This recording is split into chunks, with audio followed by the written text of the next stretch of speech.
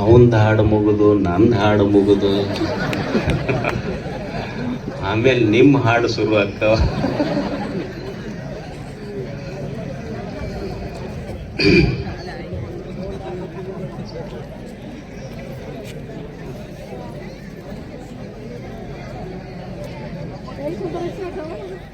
ಶ್ರೀ ಗವಿಸಿದ್ದೇಶ್ವರ ಯಾತ್ರಾ ಮಹೋತ್ಸವದಲ್ಲಿ ಪಾಲ್ಗೊಂಡ ಎಲ್ಲ ಪರಮ ಪೂಜ್ಯರಲ್ಲಿ ಈ ಯಾತ್ರಾ ಮಹೋತ್ಸವದಲ್ಲಿ ಪಾಲ್ಗೊಂಡ ತಾವೆಲ್ಲ ಗವಿಸಿದ್ದನ ಸ್ವರೂಪರಿಂದ ತಮಗೆಲ್ಲರಿಗೂ ಶರಣು.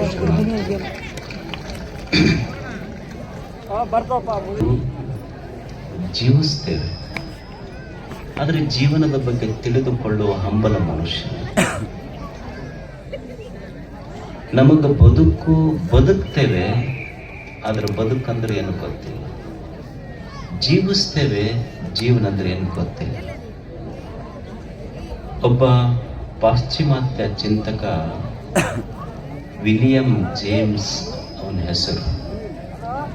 ಅವ ಹೇಳ್ತಾನೆ, ಜೀವನ ಅಂದ್ರ ಏನಲ್ಲ, life is A stream of consciousness. ಜೀವನ ಅಂದ್ರ ಇದೊಂದು ಅನುಭವಗಳ ಪ್ರವಾಹ. ಜೀವನ ಅಂದ್ರ ಇದು ಅನುಭವಗಳ ಪ್ರವಾಹ. ಏನು ಅನುಭವ ಆಗ್ತದೆ ಜೀವನದಲ್ಲಿ? ಜೀವನ ಇರುವುದು ಇಷ್ಟೇ, ಒಮ್ಮೆ ಸುಖದ ಅನುಭವ, ಒಮ್ಮೆ ದುಃಖದ ಅನುಭವ. ಈ ಎರಡು ಅನುಭವಗಳ ಮಧ್ಯೆ ಜೀವನ ಸಾಗ್ತೈತಿ. ಅನುಕೂಲ ವೇದನೀಯಂ ಸುಖಂ, ಪ್ರತಿಕೂಲ ವೇದನೀಯಂ ದುಃಖಂ. ಯಾವಾಗ ಸುಖದ ಅನುಭವ ಆಗ್ತೈತಿ ಅಂದ್ರ, ಪರಿಸ್ಥಿತಿ ಮನಸ್ಥಿತಿ ನನ್ನ ಇಚ್ಛೆಯಂತೆ ನಡೀತು ಅಂದ್ರ ಅದು ಸುಖದ ಅನುಭವ ಆಗ್ತೈತಿ. ಮನಸ್ಥಿತಿ ಮತ್ತು ಪರಿಸ್ಥಿತಿ ನನ್ನ ವಿರುದ್ಧವಾಗಿತ್ತು ಅಂದ್ರೆ ದುಃಖದ ಅನುಭವ ಆಗ್ತೈತಿ ಅಷ್ಟೆ. ಜೀವನ ಇದೊಂದು ಜೋಕಾಲಿ. ಒಮ್ಮೆ ಸುಖದ ಅನುಭವದ ಕಡೆ, ಇನ್ನೊಮ್ಮೆ ದುಃಖದ ಅನುಭವದ ಕಡೆ ತೂಗುತ್ತಿರ್ತೈತಿ. ನಿಮ್ಮೂರಾಗ ಜೋಕಾಲಿ ಆಡಿರಿಲ್ಲ ನೀವು? ಜೋಕಾಲಿ ಹಿಂಗ ಮ್ಯಾಲ್ ತೊಗೊಂಡು ಹೋದ್ರೆ ಅಲ್ಲೇ ನಿಂತೈತೇನು? ಮತ್ತೆ ಅಲ್ಲೇ ಜೋಕಾಲಿ ನಿಂತಂದ್ರೆ ನೀವು ಕೆಳಗೆ ಬರ್ಬೇಕಾಗ್ತೈತಿ. ಜೋಕಾಲಿ ಎಂದು ಒಂದು ಕಡೆ ನಿಂತಿಲ್ಲ, ತೂಗುತ್ತೈತೆ. ಅದು ಜೀವನ ಜೋಕಾಲಿ. ಹಾಗೆ ಜೀವನ ಅನ್ನೋದು ಒಂದು ಜೋಕಾಲಿ ಇದ್ದಂಗೆ. ಒಮ್ಮೆ ಸುಖದ ಅನುಭವದ ಕಡೆ ಮೇಲೆ ಇರ್ತೈತಿ, ಒಮ್ಮೆ ದುಃಖದ ಅನುಭವದ ಕಡೆ ಏರ್ತಿರ್ತೈತಿ. ಈ ಸುಖ ದುಃಖ ಅನ್ನುವ ಎರಡು ಅನುಭವಗಳ ಮಧ್ಯೆ ಪ್ರವಹಿಸ್ತೈತಲ್ಲ, ಅದಕ್ಕೆ ಜೀವನ ಅಂತ ಕರೀತಾರೆ. ಇದು ಜೀವನ. ಇದು ಜೀವನ ಅನ್ನೋದು ಇದು ಜೋಕಾಲಿ. ಇದು ಸುಖ ದುಃಖದ ಅನುಭವಗಳ ಮಧ್ಯೆ ಸಾಕ್ತೈತಿ. ಎಲ್ಲರಿಗೆ ಎಲ್ಲ ಅನುಭವಗಳಾಗ್ತಾವ. ಒಂದು ವಸ್ತು ನಮಗೆ ಯಾವಾಗಲೂ ಸುಖ ಕೊಡ್ತೈತೆ ಅಂತಿಲ್ಲ. ಒಂದು ವಸ್ತು ಒಮ್ಮೆ ನಮಗೆ ಸುಖ ಕೊಡ್ತೈತಿ, ಅದೇ ವಸ್ತು ಒಮ್ಮೆ ದುಃಖ ಕೊಡ್ತೈತಿ. ಈಗ ನೀವು ಮನಿ ಪ್ರವೇಶ ಮಾಡ್ತೀರಿ. ಮನಿ ಪ್ರವೇಶ ಹೆಂಗ್ ಮಾಡ್ತೀರಿ ಹೇಳ್ರಿ? ಆಕಳ ಪೂಜಾ ಮಾಡಿ ಒಳಗೆ ಕರ್ಕೊಂತೀರಿ.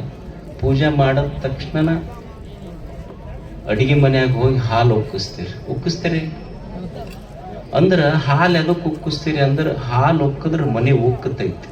ಎಷ್ಟು ಸುಖ! ಹಾಲು ಉಕ್ಕಬೇಕು ಅವಾಗ ಅಂತ ಅನುಭವ ಆಗ್ತೈತಿ. ಅವರು ಹೆಣ್ಮಕ್ಳಿಗೆ ಇದು ಗೊತ್ತಾತ. ಹೋಗಿ ಮನ್ಯಾಗ ಆಕಿ ದಿವಸ ಮನಿ ಪ್ರವೇಶ ಮುಗೀತು, ಆಮೇಲೆ ದಿವಸ 2-2 ಲೀಟರ್ ತರೋದು, ಗ್ಯಾಸಿನ ಮೇಲೆ ಇಡೋದು, ಉಕ್ಸಕ್ ಶುರು ಮಾಡಿದ್ಲ. ಮೊದಲ ಮನಿ ಪ್ರವೇಶದ ದಿವಸ ಸುಖದ ಅನುಭವ ಇತ್ತು, ಮತ್ತೆ ದಿವಸ 2-2 ಲೀಟರ್ ಉಕ್ಕಿಸಿದ್ರೆ ದುಃಖದ ಅನುಭವ ಆಗ್ತೈತಿ. ಒಂದೇ ವಸ್ತು ಒಮ್ಮೆ ಸುಖ ಕೊಟ್ಟೈತಿ, ಇವತ್ತು ದುಃಖ ಕೊಡತೈತಿ. ಈಗ ಸಾಲಿಗೆ ಹೋಗ್ತಾರ ಮಕ್ಕಳು. ಸಾಲಿಗೆ ಹೋಗುವಾಗ ಗಂಟೆ ಒಂದೇ ಐತಿ. ಗಂಟೆ 10 ಗಂಟೆಗೆ ಬಡದ್ರ ಒಂಥರ ಅನುಭವ ಆಗ್ತೈತಿ. ಅದ ಸಾಯಂಕಾಲ 5 ಗಂಟೆಗೆ ಬಡದ್ರ ಒಂಥರ ಅನುಭವ ಆಗ್ತೈತಿ. ಅದು ಯಾರೋ ಒಬ್ರು ಕುರಿಮರಿಗೆ ಎಳ್ಕೊಂಡು ಹೊಂಟಿದ್ರಂತ. ಆ ಹುಡುಗಂದಂತ ಅವ್ರ ಅಪ್ಪ, ಇದಕ್ಕೆ ಸಾಲಿ ಕರ್ಕೊಂಡು ಹೊಂಟ್ರ ಇದಕ್ಕೆ. ಅದು ಹುಡುಗಂದು ಅವರಿಬ್ರು ಸ್ನೇಹಿತರಿದ್ರು. ನನಗ್ ಕರಿಬೇಕಂದ್ರ ಬಸ್ ಬಂದು ಕರ್ಕೊಂಡು ಹೋಗ್ತೈತಿ. ಅವ ನನಗ್ ಕರೆಕ್ಟ್ ಹೆಡ್ ಮಾಸ್ತರ ಬರ್ತಾನಂತಂದು. ಅಂದ್ರೆ ಒಮ್ಮೆ ಅದೇ ಗಂಟಿ ಶುರುವಾಗುವಾಗ ಬಡದ್ರ ಗನ ಕಷ್ಟ ಅನ್ಸೈತಿ. ಒದ್ದಾಡ್ಕೊಂತ ಹೋಗಿವಿ. ಅದ ಗಂಟೆ ಸಾಯಂಕಾಲ 5ಕ್ಕೆ ಬಡದಾಗ ಓಡ್ಕೊಂತ ಬಂದೀವಿ. ಗಂಟೆ ಬಾರಿಸಿದ್ದೊಂದೇ, ಒಮ್ಮೆ ಸುಖದ ಅನುಭವ, ಒಮ್ಮೆ ದುಃಖದ ಅನುಭವ ಅಷ್ಟೆ. ಒಂದೇ ವಸ್ತು ಜೀವನದಲ್ಲಿ ಒಮ್ಮೆ ಸುಖ ಕೊಡ್ತೈತಿ, ಒಮ್ಮೆ ದುಃಖ ಕೊಡ್ತೈತಿ. ಒಂದೇ ಮಾತು ಒಮ್ಮೆ ಸುಖ ಕೊಡ್ತೈತಿ, ಒಮ್ಮೆ ದುಃಖ ಕೊಡ್ತೈತಿ. ಈಗ ನೀವೆಲ್ಲ ಕುಂತೀರಿ, ನಾ ಅಕಸ್ಮಾತ್ ಒಂದು ಶಬ್ದ ಅಂದೆ, ಏನಪ್ಪ ನೀವಿಲ್ಲೆಲ್ಲ ಈ ಜಾತ್ರೆ ತುಂಬ ಕಣ್ಣಾಡಿಸಿದ್ರ ಸುಮಾರು 5 ಲಕ್ಷ ಜನ ಸೇರಿರಬಹುದು ಅಂತ ನಾ ಅನ್ಬೋದು. ಅಕಸ್ಮಾತ್ ಇದನ್ನ ಒಂದು ಸ್ವಲ್ಪ ಹಿಂದಾಕಿ ಇಲ್ಲಿ ಕುಂತಂತ 5 ಲಕ್ಷ ಜನ ಏನು ಸುಮಾರು ಅದಿರಂದ್ರ ಅವಾಗ ಹೆಂಗ ಅನುಭವ ಆಕೈತಿ ನಿಮ್ಗ? ಅಲ್ಲ, ಇಷ್ಟು ತಂಡ್ಯಾಗ ಕುಂತೀವಿ, ಚಲೋ ಅದಾರ ಒಂದು ಮಾತು ಬರಲಿಲ್ಲ ಅಜ್ಜಾರಿಗೆ ಅಂತಾರಿಲ್ಲ. ಅಂದ್ರೆ ಒಂದೇ ಶಬ್ದ ಹಿಂದ್ ಬಂದ್ರ ಮುಂದೆ ಬಂದಿದ್ರ ಘನ ಖುಷಿ ಆಗಿತ್ತು, ಅದ ಹಿಂದೆ ಬಂದ್ರ ದುಃಖ ಕೊಡ್ತದೆ. ಅಂದ್ರ ಒಂದು ಅನುಭವ ಜೀವನದಲ್ಲಿ, ಒಂದೇ ವಸ್ತು ಒಂದೇ ಅನುಭವ ಒಮ್ಮೆ ಸುಖ ಕೊಡ್ತದೆ, ಒಮ್ಮೆ ದುಃಖ ಕೊಡ್ತದೆ. ಈಗ ತಾಯಂದಿರು ಇರ್ತಾರೆ, ಮದುವೆ ಆಗ್ತದೆ ನೋಡ್ರಿ. ಮದುವೆ ಆಗಾಗ ಅವ್ರು ಅಳ್ಕೊಂತ ಹೋಗ್ತಿರ್ತಾರೆ, ಸಾಮಾನ್ಯ ಹೌದಲ್ಲ ಇದು. ಹುಡುಗ ನಗತಿರ್ತೈತಿ, ಅವನಿಗೆ ಕೇಳ್ರಿ, ಅಲ್ಲೋ ಹುಡುಗಿ ಅಳ್ತೈತಿ, ನೀ ಯಾಕೆ ನಗತಿ? ನಮ್ಮದು ಮುಂದೆ ಖಾಯ ಮಾಡತೈತಿ,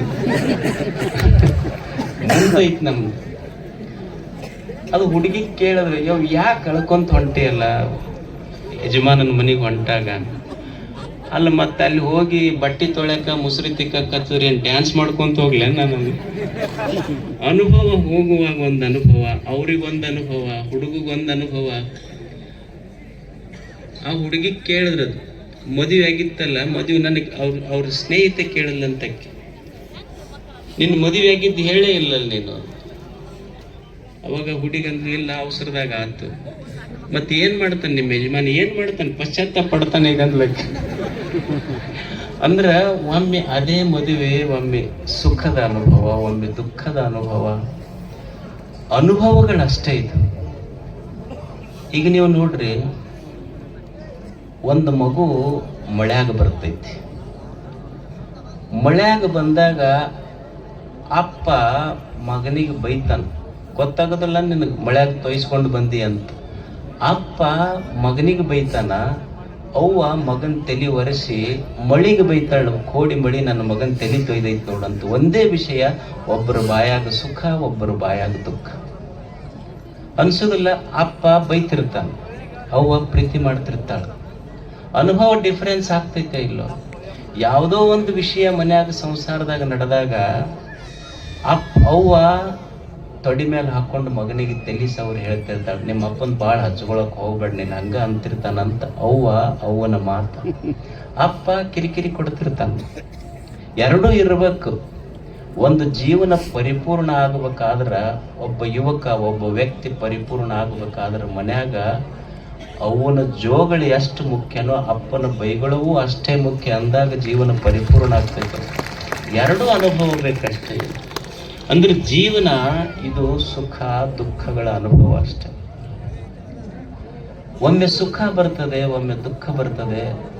ಇದು ಬರ್ತಾವ ಹೋಗ್ತಾವಷ್ಟೆ. ನಾವು ತಿಳ್ಕೋಬೇಕಾದದ್ದು ಏನು ಅಂದ್ರೆ, ಒಮ್ಮೆ ಸುಖ ಬಂದಿದ್ದು ಖಾಯಂ ಸುಖ ಇರುವುದಿಲ್ಲ, ದುಃಖ ಬಂದಿದ್ದು ಖಾಯಂ ದುಃಖ ಇರುವುದಿಲ್ಲ. ಈ ಜೀವನ ಹೆಂಗೈತಿ ಅಂದ್ರೆ, ಹಿಡ್ಕೋಬೇಕನ್ನುವಷ್ಟು ಸಂಸಾರ ಅಂದ್ರೆ ಏನು, ಹಿಡ್ಕೋಬೇಕನ್ನುವಷ್ಟು ಸುಖ ಇಲ್ಲ, ಬಿಡ್ಬೇಕನ್ನುವಷ್ಟು ದುಃಖ ಇಲ್ಲ. ಅದಕ್ಕೆ ಸಂಸಾರ ಅಂತ ಕರೀತಾರೆ. ಇದಕ್ಕೆ ಕೂಡಿರಾಕು ಆಗೋದಿಲ್ಲ, ಬಿಟ್ಟಿರಾಕು ಆಗೋದಿಲ್ಲ. ಈ ನಡುವಿನ ಗ್ಯಾಪ್ ಐತಲ್ಲ, ಇದಕ್ಕೆ ಸಂಸಾರ ಅಂತ ಕರೀತಾರೆ. ಸಂಸಾರದೊಳಗೆ ಒಮ್ಮೆ ಸುಖ, ಒಮ್ಮೆ ದುಃಖ, ಇವೆರಡು. ಒಮ್ಮೆ ಸುಖ ಬರ್ತೈತಿ, ಸುಖ ಬಂದಿದ್ದು ಖಾಯಂ ಇರೋದಿಲ್ಲ, ಅದು ಹೋಗ್ತೈತಿ. ಒಮ್ಮೆ ದುಃಖ ಬರ್ತೈತಿ, ದುಃಖ ಬಂದಿದ್ದು ಖಾಯಂ ಇರೋದಿಲ್ಲ, ಅದು ಹೋಗ್ತೈತಿ. ನಮ್ಮ ತಲೆಯಾಗ ಇಷ್ಟ ಗೊತ್ತಿರಬೇಕು, ಸುಖ ಖಾಯಂ ಬೇಕಂದ್ರೆ ಸಿಗುವುದಿಲ್ಲ. ಒಮ್ಮೆ ಬಂದೈತಿ ಅಂದ ಮೇಲೆ ಹೋಗ್ತೈತಿ, ಮತ್ತೆ ದುಃಖ ಬರ್ತೈತಿ. ದುಃಖದ ಅನುಭವ ಆಗೈತಿ ಅಂದ್ರೆ ದುಃಖವೂ ಖಾಯಂ ಇರುವುದಿಲ್ಲ, ಮತ್ತೆ ಹೋಗ್ತೈತಿ, ಸುಖದ ಗಳಿಗೆ ಬರ್ತೈತಿ ಅನ್ನುವ ಭರವಸೆಯೊಂದಿಗೆ ಬದುಕು ಕಟ್ಟಬೇಕ ಮನುಷ್ಯ. ಸುಖ ದುಃಖಗಳು ಬರ್ತಾವ ಹೋಗ್ತಾವ, ನಾನು ಮಾತ್ರ ಸಾಕ್ಷಿಕನಾಗಿ ಬದುಕುವುದಷ್ಟೇ. ದೇವರ ಗುಡಿಗೆ ಹೋಗ್ತೀವಲ್ಲ, ಹೋಗಿ ಅವನಿಗೆ ಏನಕ್ಕೆ ಕೇಳೋದು ಅಂದ್ರೆ, ನಮ್ಮ ಕಂಪ್ಲೇಂಟ್ ಎಷ್ಟು ಕಷ್ಟ ಕೊಟ್ಟಿಪ್ಪ ಅಂತ ಕಂಪ್ಲೇಂಟ್ ಹೇಳೋದಲ್ಲ. ನಮಗೆ ಬದುಕಾಕೊಂದು ಜೀವನ ಕೊಟ್ಟಿ ಅಂತ ಭಗವಂತನ ಗುಡಿಗೆ ಹೋಗಿ ಕಂಪ್ಲೇಂಟ್ ಹೇಳುವಂಥವ್ರಾಗಬಾರ್ದು. ಇದೊಂದು ಜೀವನ ಕೊಟ್ಟಲ್ಲ, ಕೊಟ್ಟಿದ್ದಕ್ಕೆ ಧನ್ಯವಾದ ಹೇಳಾಕ ಗುಡಿಗೆ ಹೋಗ್ಬೇಕಷ್ಟೆ. ಒಂದು ಒಳ್ಳೆಯ ಜೀವನ ಕೊಟ್ಟನಲ್ಲ ಭಗವಂತ, ಇದೊಂದು ಸುಂದರವಾದ ಜೀವನ ಕೊಟ್ಟನ್. ಸಣ್ಣ ಪುಟ್ಟ ವ್ಯತ್ಯಾಸ ಇರ್ತದ ಜೀವನದೊಳಗೆ, ಹೆಚ್ಚು ಕಡಿಮೆ ಆಗೋದೆ. ಏನಾರ ಆಯ್ತಂತ ತಿಳ್ಕೊಂಡು ಏನಾರ ಮಾಡ್ಕೊಳ್ಳೋದಲ್ಲ. ಈಗ ನಡಿತಿರ್ತೀವಿ, ಕಾಲಿಗೆ ಮುಳ್ಳು ನಡ್ದೈತಿ, ಕಾಲಿಗೆ ಮುಳ್ಳು ನಟ್ರು ಮುಳ್ಳು ತಕ್ಕೋಬೇಕು ಹೊರತು ಕಾಲ ತಕ್ಕೊಳ್ಳೋ ಪ್ರಯತ್ನ ಮಾಡಬಾರ್ದು. ಹಂಗೆ ಸಣ್ಣ ಪುಟ್ಟ ವ್ಯತ್ಯಾಸ ಆದಾಗ ಅದಷ್ಟು ತೆಗಿಬೇಕೆ ಹೊರತು ಜೀವನ ತಕ್ಕೊಳ್ಳೋ ಪ್ರಯತ್ನ ಮಾಡಬಾರ್ದು. ಮನುಷ್ಯ ಇದನ್ನು ಕಲಿಯುವುದಷ್ಟೆ. ಗುಡಿಗೆ ಜೀವನದ ಬಗ್ಗೆ we should respect this life. ದೇವರಿದೊಂದು ಅದ್ಭುತವಾದಂಥ ಜೀವನ ಕೊಟ್ಟಾನ. 100 ವಸಂತಗಳ ಕಾಲ ಈ ಭೂಮಿ ಮೇಲೆ ಬದುಕಲಿಕ್ಕೆ ನಮಗೆ ಕಳಿಸಿಕೊಟ್ಟನಲ್ಲ, ಇಲ್ಲಿ ಬದುಕಬೇಕಾಗ್ತದೆ ಮನುಷ್ಯ. No complaints in life, complete this life. No complaints in life. ನಮಗೇನು ದೇವರು ಕೊಟ್ಟಾನಲ್ಲ ಇದನ್ನು ಕಂಪ್ಲೀಟ್ ಮಾಡಬೇಕಾಗ್ತದೆ. ಒಬ್ಬ ಮಹಾರಾಜ ಇದ್ದ. ಆ ಮಹಾರಾಜನಿಗೆ ಒಬ್ಬ ಸ್ನೇಹಿತ ಇದ್ದ. ಮಹಾರಾಜ ಸ್ನೇಹಿತನಿಗೆ ಬಹಳ ಪ್ರೀತಿ ಮಾಡುತ್ತಿದ್ದ. ಮಹಾರಾಜ ಅವ ಸೇವಕನ ಮೇಲೆ ಅವನಿಗೆ ಮಹಾರಾಜನಿಗೆ ಅಷ್ಟು ಪ್ರೀತಿ. ಎಷ್ಟು ಪ್ರೀತಿ ಅಂದ್ರೆ ಅವ ಮಹಾರಾಜನಾದರೂ ಸೇವಕನ ಬಿಟ್ಟು ಉಣ್ತಿರ್ಲಿಲ್ಲ.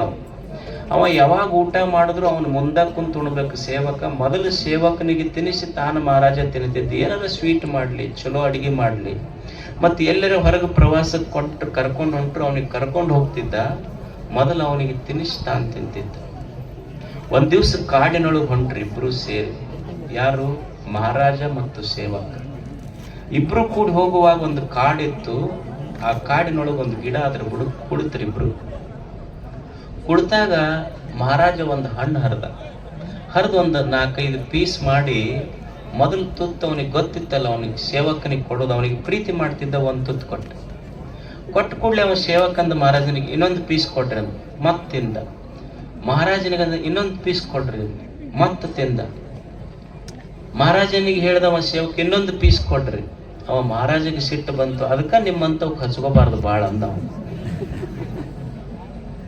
ಅವ ಅಂದ ಇನ್ನೊಂದು ಪೀಸ್ ಕೊಡ್ರಿ ಅಂದ. ರಾಜ ಕೊಡ್ಲಿಲ್ಲ. ಅದನ್ನ ತಿಂದ ಕೂಡಲೇ ಎಷ್ಟು ವಿಷ ಹತ್ತಲ್ಲ ಉಗುಳ್ದವ. ಮಹಾರಾಜ ಸೇವಕನಿಗೆ ಕೇಳ್ದ, ಅಲ್ಲೋ ಇಷ್ಟು ವಿಷ ಹಣ್ಣೈತಿ, ನಿನಗ ಇಷ್ಟು ಸಲ ವಿಷದ ಹಣ್ಣು ಕೊಟ್ಟೆ, ವಿಷ ಐತಂತ ಯಾಕೆ ಹೇಳಬಾರ್ದು ನೀನು ಅಂತ.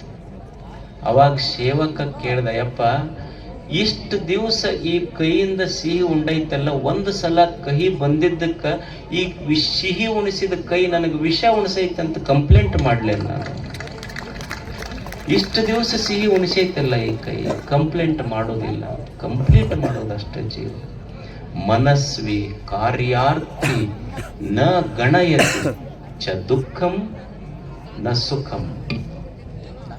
ಒಬ್ಬ ಸಾಹಸಿ ಮನುಷ್ಯ ಹೆಂಗ ಬದುಕ್ತಾನ ಅಂದ್ರ ಅವ ಸಂಕಲ್ಪ ಪುರುಷನಾಗಿ ಬದುಕ್ತಾನ.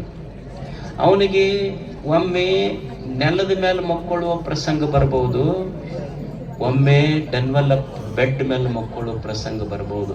ಅವ ನೆಲ ಹಾಸಿಗೆ ಮುಖ್ಯ ಅಲ್ಲ, ನಿದ್ರೆ ಮುಖ್ಯ ಅವನಿಗೆ ಅಷ್ಟೇ. ನಿದ್ರೆ ಬಹಳ ಮುಖ್ಯ ಬದುಕಿಗೆ. ಒಮ್ಮೆ ಚಲೋ ಊಟ ಸಿಗಬಹುದು, ಒಮ್ಮೆ ಭಿಕ್ಷಾನ್ನ ಸಿಗಬಹುದು. ಊಟ ಚಲೋದೋ ಭಿಕ್ಷಾ ಮುಖ್ಯ ಅಲ್ಲ, ಹಸಿವು ಮುಖ್ಯ ಜೀವನದಲ್ಲಿ ಅವನಿಗೆ ಅಷ್ಟೇ. ಒಮ್ಮೆ ಚಲೋ ಉಡುಗೆ ಉಡಬಹುದು, ಒಮ್ಮೆ ಹರಕ್ ಬಟ್ಟೆ ಬರಬಹುದು. ಜೀವನದೊಳಗ ಉಡುವ ಬಟ್ಟೆಗಿಂತ ನಡೆವ ಬಟ್ಟೆ ಬಹಳ ಮುಖ್ಯ ಅನ್ನೋದು ಮನುಷ್ಯ ಅರ್ಥ ಮಾಡಿಕೊಳ್ಳಬೇಕಷ್ಟೆ. ಮನಸ್ವಿ ಕಾರ್ಯಾರ್ಥಿ ನ ಗಣಯತಿ ಚ ದುಃಖಂ ನ ಸುಖಂ. ಒಬ್ಬ ಸಂಕಲ್ಪ ಸಿದ್ಧಿ ಪುರುಷ ಹೆಂಗ ಬದುಕ್ತಾನಂದ್ರೆ ಒಮ್ಮೆ ಸುಖ ಬರ್ತೈತಿ, ಒಮ್ಮೆ ದುಃಖ ಬರ್ತೈತಿ. ಭಗವಂತನೇ ಸುಖವೂ ಖಾಯಮಲ್ಲ ಈ ಜೀವನದಲ್ಲಿ, ದುಃಖವೂ ಖಾಯಮಲ್ಲ. ಇದು ಬರ್ತೈತಿ ಹೋಗ್ತೈತಿ ಅಷ್ಟೆ. ಈ ಒಮ್ಮೆ ಇದು ಜೀವನದ ಮೇಲೆ ಒಮ್ಮೆ ಸನ್ಮಾನಗಳು ಬರ್ತಾವೆ, ಒಮ್ಮೆ ಅಪಮಾನಗಳು ಬರ್ತಾವೆ, ಒಮ್ಮೆ ಕಷ್ಟಗಳು ಬರ್ತಾವೆ, ಒಮ್ಮೆ ಸಂತೋಷದ ಕ್ಷಣ ಬರ್ತೈತಿ. ಬರುವುದಿಲ್ಲೇನ ಕಷ್ಟದ ಕ್ಷಣ ಬಂದಿಲ್ಲೇನ ಜೀವನದೊಳಗೆ? ಎಷ್ಟು ಮಂದಿಗೆ ಬಂದಿಲ್ಲ? ಎಲ್ಲರ ಜೀವನದಲ್ಲಿ ಕಷ್ಟಗಳು ಬರ್ತಾವೆ. ನಾವು ದೇವರ ಗುಡಿಗೆ ಹೋಗಿ ಬೇಡ್ತೀವಿ ಭಗವಂತನಿಗೆ, ಭಗವಂತನೇ ನನ್ನ ಕಷ್ಟಗಳನ್ನು ಪಾರ್ ಮಾಡಪ್ಪ ಅಂತ. ಗುಡಿಯಾಗ ಇವ ಹೋಗಿ ದೇವರ ಗರ್ಭಗುಡಿ ಮುಂದೆ ನಿಂತು ದೇವರಿಗೆ ಬೇಡಿಕೊಂಡ, ಭಗವಂತನೇ ನನ್ನ ಕಷ್ಟಗಳನ್ನು ಪಾರು ಮಾಡಪ್ಪ, ಕಷ್ಟಗಳಿಂದ ಪಾರು ಮಾಡುವಂತ ಇವ ಬೇಡಿಕೊಂಡ. ಗುಡ್ಯಾಗ ಗರ್ಭ ಗುಡ್ಯಾಗ ಕುಂತ ಮೂರ್ತಿ ಅವನಿಗೆ ಹೇಳ್ತಿತ್ತು, ನಾನಾ ಉಳಿ